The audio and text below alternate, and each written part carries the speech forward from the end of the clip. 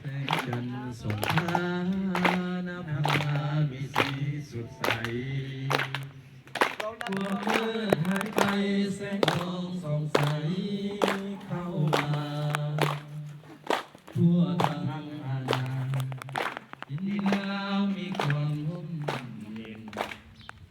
ความทุกข์ยากเข็นลาดลาวลมลุกคุกคานทั้งหลายไม่มีเลือดดังอาภรณดีวันนี้ศาลาจึงได้ปลดปล่อยย้อนบุญคุณคงพักขาสะสนปฏิบัติตาสาวลาวบ่มีวันหลงลืมใดตลอดชีวิตขออุทิศไว้นำพระเขาเจ้าขอให้มีวันมองเศร้าพักเอ๋ย